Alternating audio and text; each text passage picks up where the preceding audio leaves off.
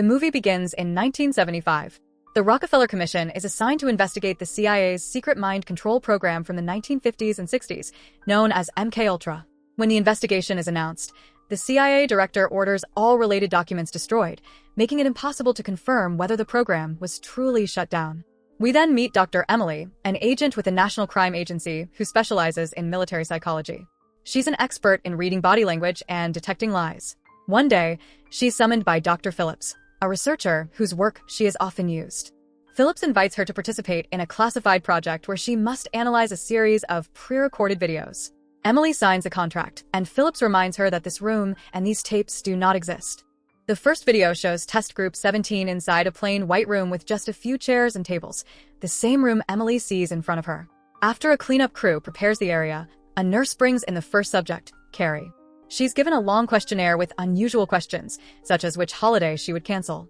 When her pencil breaks, she asks for another, but no one responds until the nurse arrives with the next participant, Tony. Tony also notices the odd questions, like what he would give up 5 years of his life for. Soon after, another subject named Crawford enters and sits directly in front of Carrie, making her uncomfortable. Unlike the others, he fills out the form quickly, as if it doesn't matter.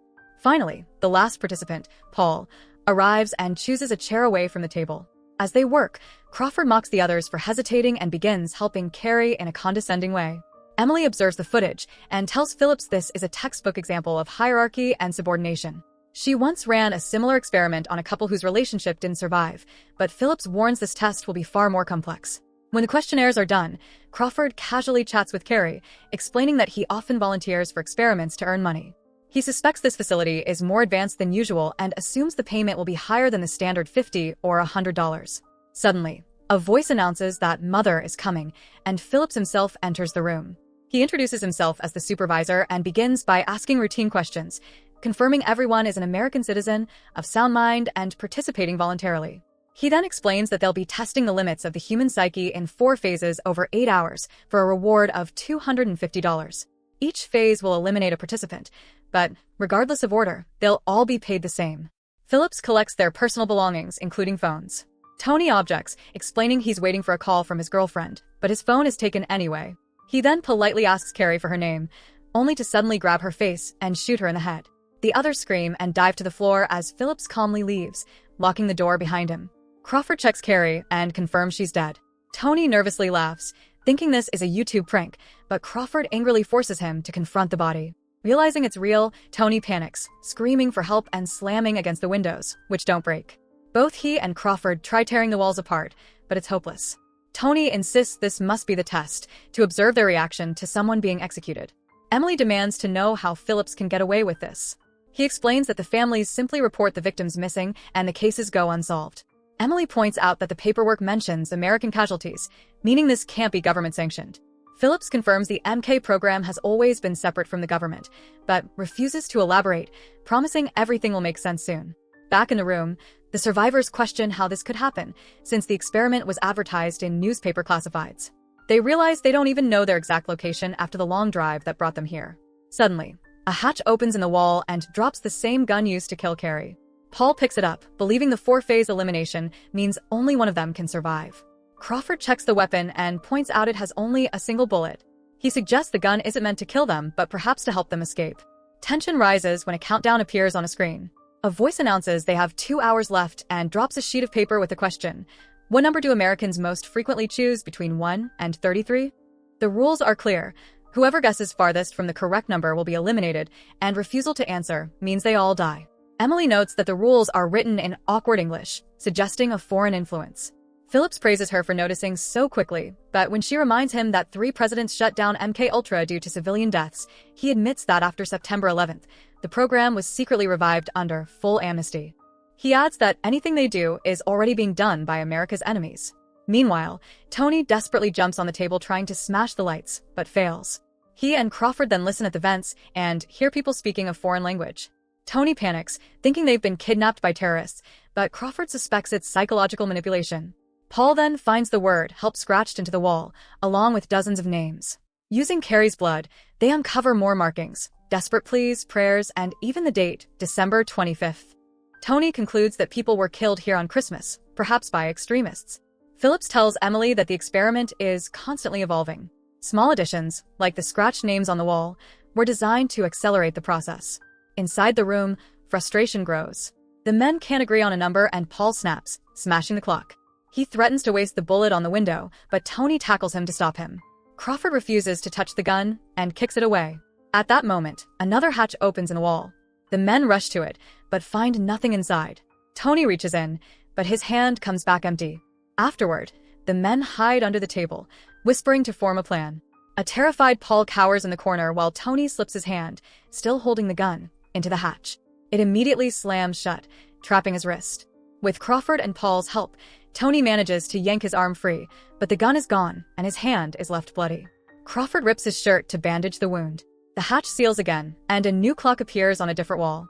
Watching from behind the glass, Phillips asks Emily if she has any objections. She insists she doesn't, but when she excuses herself to the bathroom, she vomits and breaks down in private.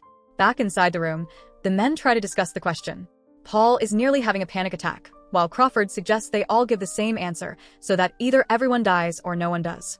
Before responding, Paul and Tony exchange the names of loved ones, asking the others to contact them if they don't make it out.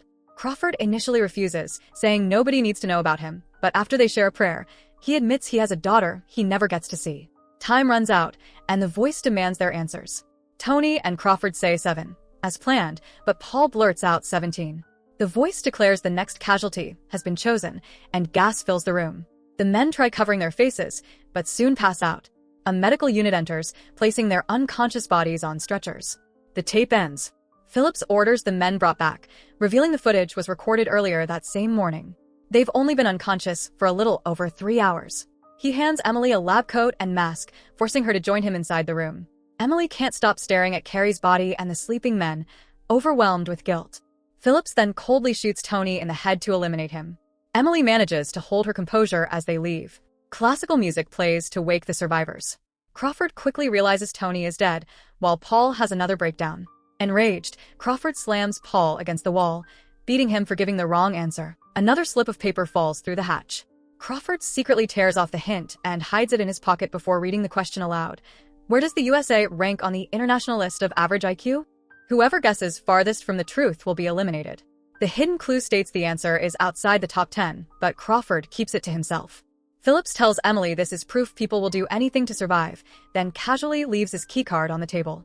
Inside the room, Paul insists he never meant to say 17 earlier, but Crawford doesn't believe him. Soon, the speakers play recordings of Muslims praying, and Crawford concludes Tony was right all along. This experiment is tied to terrorists. He pulls Paul under the table to whisper, though every word is picked up by microphones. Crawford insists they must escape and expose the experiment, but Paul argues that obeying the rules is the only chance to survive. The scientists announce that Phillips has chosen the final candidate. While everyone is distracted, Emily quietly steals the keycard. Meanwhile, Paul refuses to cooperate. Desperate, Crawford jumps on the table, pounding the ceiling lights until they shatter. As glass rains down, Paul seizes the distraction and grabs the gun. Crawford tears out metal panels and leaps to catch the vent opening, but he can't climb through alone. Paul lifts his legs to push him upward. At that moment, 2 scientists enter to record the event. Paul gives one last shove, helping Crawford disappear into the ducts before he is tasered unconscious. Crawford crawls through the vents until he reaches a grill that could lead to the roof. He tries to force it open, but scientists on the roof spray sleeping gas through the grate, knocking him out as well. Both men are dragged back to the room. Watching, Emily finally snaps. In her mind, she imagines using the keycard, unlocking the door, and leading the men to freedom. But the fantasy fades. In reality, she's still frozen in place, standing silently behind the glass.